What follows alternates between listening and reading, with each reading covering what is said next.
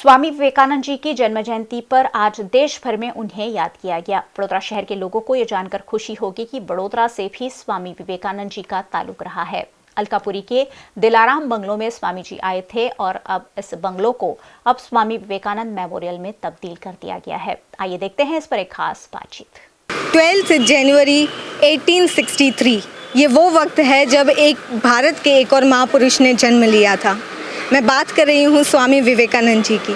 श्री रामकृष्ण परमहंस के एक main followers में से एक थे। इसके बाद उन्होंने रामकृष्ण मिशन के संस्थापक के तौर पर काम किया। उनके गुजरात दौरे की बात करूं, वडोदरा की बात करूं तो मुझे यहाँ उनका ताल्लुक़ जोड़ते हुए एक बात याद आ रही है कि जब वो वडोदरा आए थे तो ये वही बंगलो है जहाँ उन्होंने स्टे किया था, दिलाराम बंगलो। ये बंगलो श्री मनीलाल मेहता का बंगलो था, जो उस समय वडोदरा के दीवान थे। दरअसल यूएसए में शिकागो पार्लियामेंट ऑफ रिलीजन्स में भाग लेने से पहले उन्होंने भारत का भ्रमण किया, जिसे पूरा करते करते 3 साल लग गए। जब गुजरात के दौरे पर आए तो अहमदाबाद, लिंबोड़ी, जूनागढ़, द्वारका, सोमनाथ जैसी कई जगहों पर गए और आखिर में नंबर आया वडोदरा का। जब वडोदरा आए तो दिलाराम बंगलों में उन्होंने स्टे किया। यहाँ के जो दीवान थे श्री मनीलाल मेहता, उनके साथ कुछ समय व्यतीत किया और चर्चा की एजुकेशनल सिस्टम को लेकर। इसके बाद उन्होंने लाइब्रेरी और रवि वर्मा की जो पेंटिंग्स थी लक्ष्मी विलास पैलेस में, वो भी देखी। हालांकि उनके इस टूर के दौरान वे महाराजा सयाजीराव गायकवाड़ तृतीय से मिल नहीं पाए। ये वही बंगलो है जहाँ हम इस वक्त पहुँचे हैं।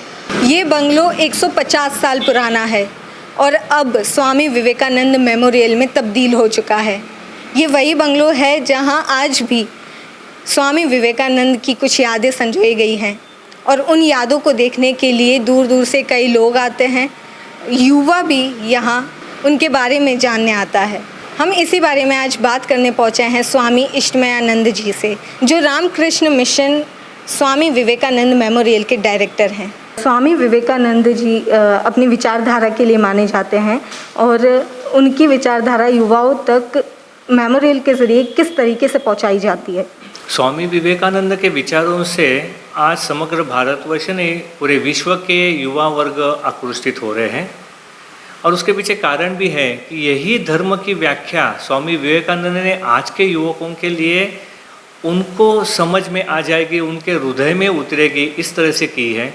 एक जगह स्वामी विवेकानंद कहते हैं कि handful of men can throw the world off the hinges provided they are united in thoughts, words and deeds. मतलब मुट्ठी भर चुने हुए लोग समग्र पृथ्वी में बदलाव ला सकते हैं।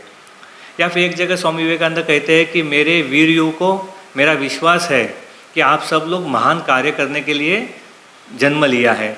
तो ये बातों से युवकों के मन में इनके प्रति और जानने की इच्छा होती है।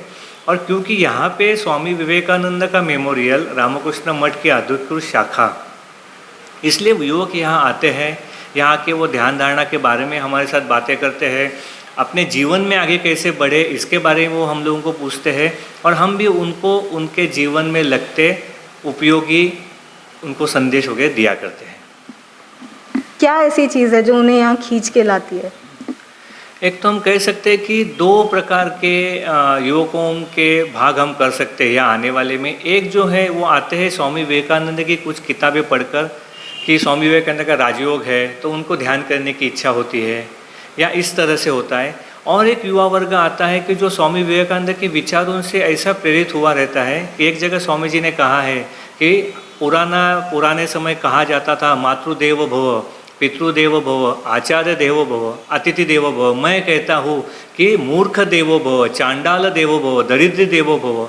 तो दरिद्र नारायण की सेवा का वगैरह जो विचार युवा वर्गों को बहुत ही आकृष्ट करता है और इस तरह से ये लोग यहाँ आते हैं, हमारे साथ अलग अलग विषयों पे चर्चा करते हैं। जीवन में उनको यशस्वी होने की इच्छा रहती है, वो भी आते हैं, सेवा की दृष्टि से आते हैं और ध्यान धारणा, इन तीनों चीज़ों को आज का युवा वर्ग बहुत ही अधिक मात्रा में विवेकानंद के विचारों से प्रभावित होकर यहाँ आ रहा है। सर, एक बहुत ही पुराना रिश्ता है दिलाराम बंगलो और स्वामी विवेकानंद जी का कोई ख़ास बात ऐसी जो उन्हें जोड़ती हो?